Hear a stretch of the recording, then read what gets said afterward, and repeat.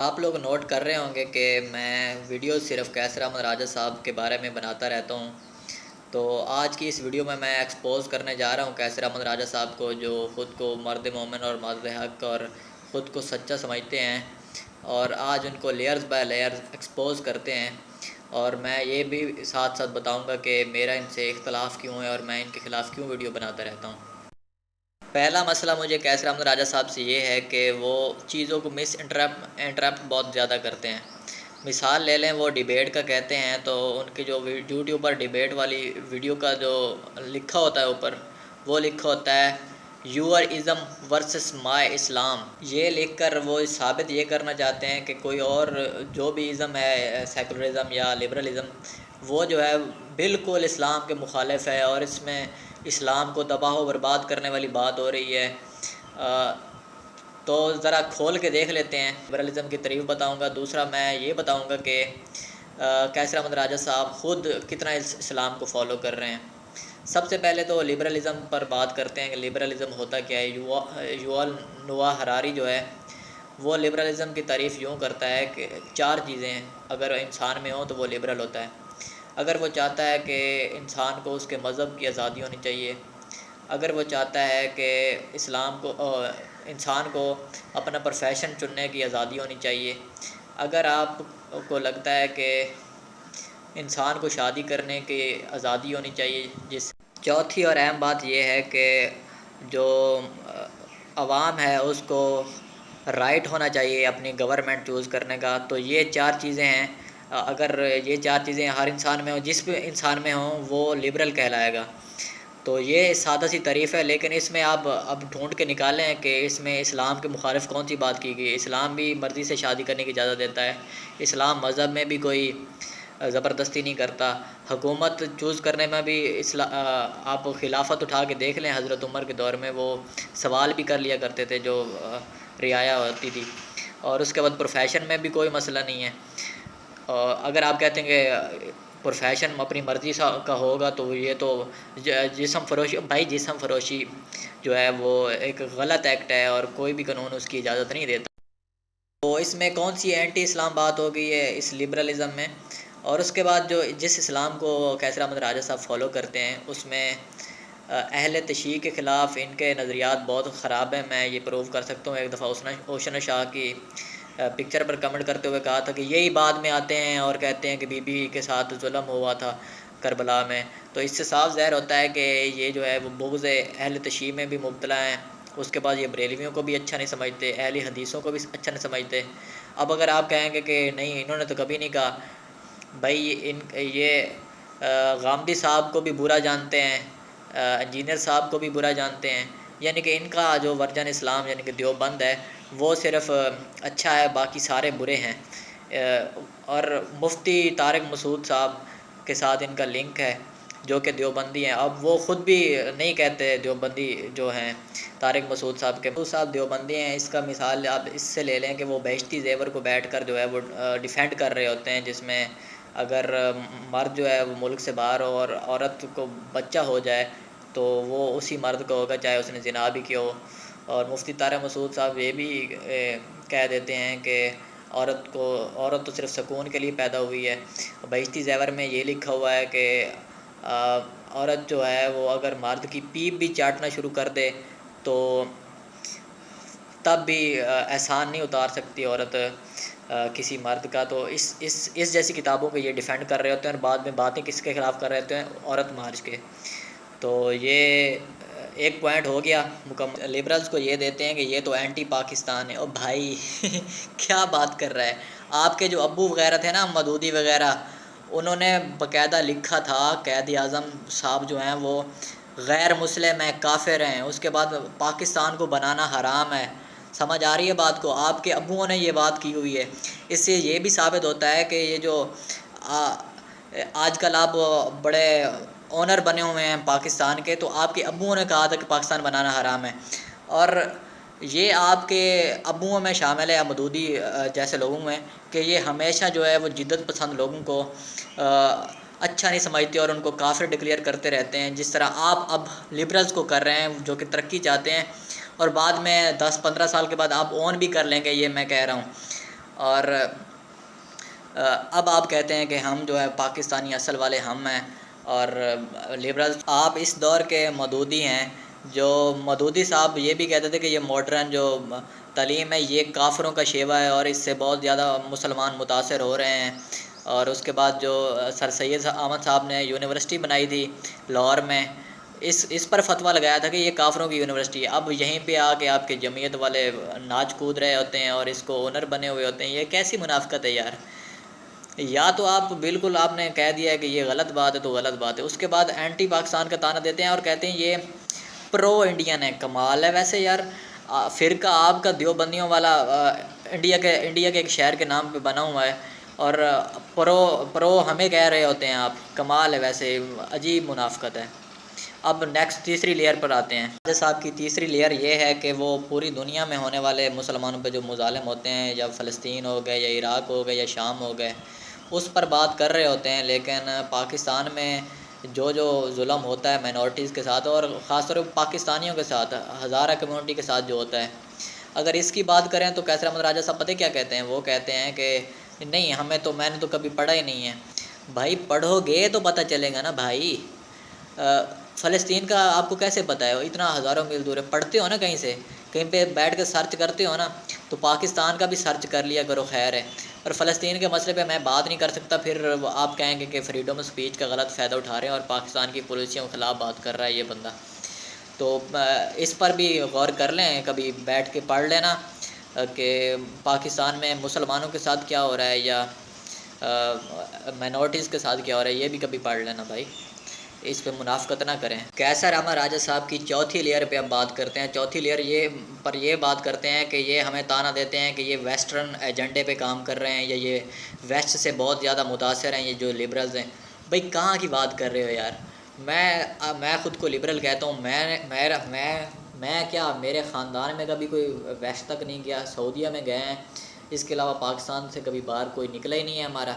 तो आप हम पे इल्ज़ाम लगाते हैं। हाँ, मज़े की आपको बात बताऊँ, ये खुद वेस्ट से पढ़ के आए हैं, इनकी फैमिली भी वेस्ट में रहती है और सारा कुछ इनका वेस्ट का होता है। गाड़ियाँ भी वेस्ट की इस्तेमाल कर रहे होते हैं, कपड़े भी वेस्ट वाले पहने होते हैं, मोबाइल भी वेस्ट वाला, कैमरा भी वेस्ट वाला, और आखिर में आगे हमें कह देते हैं कि ये वेस्ट का एजेंडा यहाँ पे प्रमोट कर रहे हैं। कमाल है वैसे यार। भाई मैं पहले भी कह चुका हूँ कि कोई भी चीज़ वेस्ट या ईस्ट की नहीं होती। अगर किसी चीज़ का फ़ायदा हो तो वो फ़ायदा मंद हो और उससे फ़ायदा उठाया जाना चाहिए, जिस तरह आप गाड़ियों से फ़ायदा उठाते। या और भी जो शहजाद गियास साहब हैं या सैयद मुजम्मिल हैं, ये ख़ुद कभी नहीं गए वेस्टर्न। हमारा बात ये है कि अगर किसी चीज़ से फ़ायदा हो ना, किसी भी मुल्क की हो, उससे फ़ायदा उठाना चाहिए, वो ईस्टर्न हो या वेस्टर्न हो या नॉर्दर्न हो। तो बात सिर्फ इतनी सी है, सादा सी है। पाँचवा पॉइंट ये है कि ये जो मौलवी हजरात होते हैं या कैसर अहमद राजा साहब जैसे लोग होते हैं ना, इनका तरीका वारदात ये होता है कि कहीं भी जो बादशाह होता है ना, उसके साथ मिल जाते हैं ये। यानी कि अवाम के साथ नहीं मिलते, ये बादशाह के साथ मिलते हैं और बादशाह के वाले नैरेटिव पर बोलते हैं। बादशाह भी इनको थपकी देते रहते हैं और इज़्ज़त भी ये लोगों से कमाते हैं, क्योंकि प्रोपेगेंडा होता है वहाँ पे भी, और वो प्रोपेगेंडा के साथ होते हैं, अवाम के पॉपुलर नैरेटिव के साथ होते हैं। हालांकि सच्चाई अगर किसी दूसरी तरफ भी हो ना, तो अगर प्रोपेगेंडा ज़्यादा हो तो प्रोपेगेंडा का असर ज़्यादा हुआ होता है। ये कैसर अहमद राजा साहब ख़ुद भी जो हैं वो सजदा कर चुके हैं अथॉरिटी को, और इसलिए मिस इंटरप्रेट भी बहुत अच्छे तरीके से कर लेते हैं। अगर किसी चीज़ को मिस इंटरप्रेट हुई हो तो अगर उसमें सच निकालना हो तो यहाँ पे अथॉरिटी भी चैलेंज हो जाएगी और बहुत ज़्यादा ख़तरात भी हो जाते हैं इंसान को, अगर इनके जो नैरेटिव है इनको अगर खोल कर बयान करना शुरू कर दिया जाए। आज से अगर मुझे मसला नहीं होगा अगर ये 2-3 जो काम मैं बता रहा हूँ वो कर लें।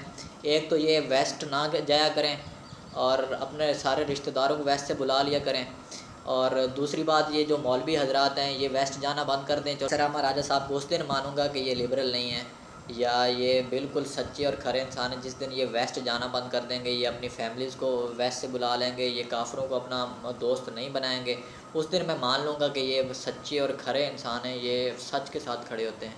अदरवाइज़ मैं नहीं मानता।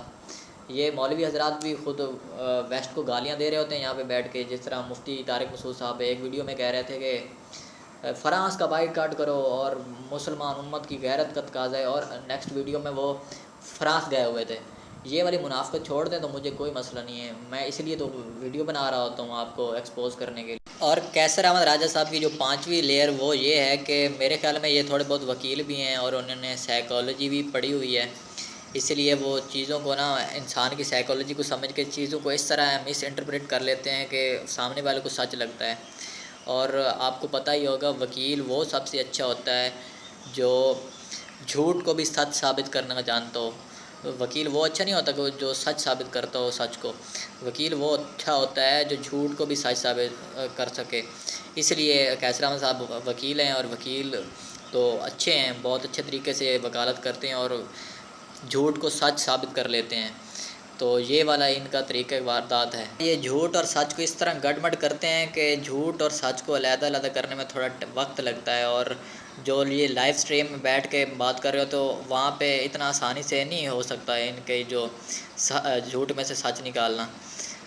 तो ये भी इनकी जो है वो एक छठी लेयर इनकी ये है, ये तालिबान को सपोर्ट करते हैं जिन्होंने 70,000 पाकिस्तानियों को मौत के घाट उतार दिया है। एपीएस के हमले में वो लोग शामिल थे और ये भाई साहब उनको सपोर्ट करते हैं और लिबरल पे इल्ज़ाम लगाते हैं कि लिबरल्स ने जो है वो, जब तालिबान पर हमला हुआ था तो लिबरल्स ने रोका क्यों नहीं। कमाल की बात ये है कि जब तुम लोग अमेरिका से पैसे लेकर जिहाद कर रहे थे, तालिबान को बना रहे थे, उस वक्त भी लिबरल्स ने रोका था कि ये वाला काम मत करें, ये आपके गले में पड़ जाएगा। तब ना अमरीकियों ने हमारी सुनी, ना आप लोगों ने हमारी सुनी। अब लोग भुगते हैं, हम हमें क्या कहते हैं, हम इसके ख़िलाफ़ आवाज़ उठाएं। आप दहशतगर्दी ना फैलाते, वो ना आते, उनके पास तो पावर है। अगर मुसलमानों के पास भी पावर होती वो भी कभी नहीं रुकते, वो भी कर देते अटैक इस तरह। तो ये इल्ज़ाम आप लिबरल्स पे लगाना बंद करें, ये आपकी अपनी ही कारस्तानियाँ हैं। आपने पैसे लेके मदारस में पैसे लेके अमेरिका से मदरसे बनाए, मदरसों में जिहादी लोग पैदा किए जो मासूम पाकिस्तानी जाके जिहाद करते थे और मारे जाते थे। और अब लोग आप लोग इल्ज़ाम लगा रहे हैं इन पे, लिबरल्स पे। कमाल है वैसे। कैसर अहमद राजा साहब की जो 7वीं लेयर है वो ये है कि वो कहते हैं कि जितनी भी लड़ाइयाँ हुई हैं उनमें लिबरल शामिल थे। लिबरल से इनकी मुराद ये होती है कि अमेरिका, यूके शामिल हैं। भाई अमेरिका और यूके जो है वो शामिल हैं। अगर ईरान और इराक़ में जो लड़ाई हुई है वो अमेरिका के कहने पे हुई है और मुसलमान मुल्क थे दोनों तरफ। अगर आप मुसलमानों में इतना इत्तेहाद होता तो आपस में क्यों लड़ते? ये आप लोगों ने ख़ुद, आपके बाबों ने आपस में लड़ाइयाँ करवाई हुई हैं शिया और सुन्नी की, और वो इसका फ़ायदा उठा लेते हैं। तो ये आपका कसूर है ना कि आप ये लड़ाइयाँ बंद करवाएं। और जो बंदा लड़ाइयाँ ये बंद करवा रहा है, इंजीनियर मोहम्मद अली मिर्ज़ा, आप उनको काफ़िर डिक्लेयर कर रहे हैं। ये आपकी अपनी ही गलती है। जो इराक़ और ईरान में लड़ाई हुई, सऊदी और इराक़ में लड़ाई हुई, ये आपकी सुन्नी शिया और अहले हदीस वाली लड़ाई है जिसको ख़त्म आपने करना था, आपकी ज़िम्मेदारी। दुश्मन तो इसका फ़ायदा उठाएंगे। तो भाई आप इतने सियाने बने, आपस की लड़ाइयाँ ख़त्म करें, शिया सुन्नी अहले हदीस की। तो काफ़िर लोग आपका इस्तेमाल नहीं कर सकते। दरअसल ये लड़ाइयाँ उन्होंने डलवाई इसलिए शिया सुन्नी करवा के, और मारे सारे बेचारे मुसलमान गए थे। सऊदी अरब चला गया यमन में और यमन को तबाही बर्बादी कर दी सिर्फ ये इसी फ़साद को लेके कि शिया और सुन्नी के फ़साद को लेके। और इसको आपने ख़त्म करना है। ये सारा उठा के आप लिबरल्स पे डाल देते हैं। आपको ख़ुद भी अक्ल होनी चाहिए कि किससे मिसयूज़ होना है या नहीं होना। वो न्यूजीलैंड को मिसयूज़ क्यों नहीं करते, वो ऑस्ट्रेलिया को मिसयूज़ क्यों नहीं करते? क्योंकि वो सियाने हैं। वो फ्रांस को मिसयूज़ क्यों नहीं करते? वो हालांकि एक दूसरे की जासूसियाँ करते हैं लेकिन मिसयूज़ नहीं कर सकते क्योंकि सारे ममालिक सियाने हैं सिवाय ये मिडल ईस्ट वाले गधों के। ये ख़ुद इस्तेमाल होते हैं, अपनी इनकी आपस में लड़ाइयाँ होती हैं इतनी सख्त, और आप लोग जो हैं वो आसानी से उठा के जो है वो लिबरल्स पे डाल देते हैं। वाह वाह वाह। 8वीं लेयर ये हिटलर कम्युनिज़म की देते हैं कि ये लादीन लोग थे या ये लिबरल थे जिन्होंने ये तबाहियाँ फेरी हैं। तो मसला ये है मेरे भाई, ये जो हिटलर हैं या कम्युनिस्ट हैं, इनको अब गालियाँ भी तो पड़ती हैं पूरे वेस्ट से। पूरा वेस्ट इनको बुरा गर्दानता है और इन पर लानत भेजता है और इनको एक जुल्म की एक तस्वीर बना दिया गया है। लेकिन हमारे जो हैं भाई, उसामा बिन लादेन आए हैं धमाका करके, आपने इनको हीरो बना दिया और उन पर तालियां पीटना शुरू कर दी कि वाह वाह क्या ज़बरदस्त काम किया है। तो ये वाली मुनाफ़क़त भी आप लोगों में है। सॉरी, मैं मुनाफ़क़त लफ्ज़ इस्तेमाल कर रहा हूँ, मैं मुबालगा आराई मैं इसको कह देता हूँ। चलो सॉरी। और कैसर अहमद साहब की जो 9वीं लेयर वो ये है कि अगर पाकिस्तान में कोई बुरा काम होगा ना तो वो उसको पता ही जस्टिफाई कैसे करते हैं। वो भाग कर पहुँच जाते हैं यूरोप और अमेरिका में और कहते हैं वहाँ पर भी ये होता है।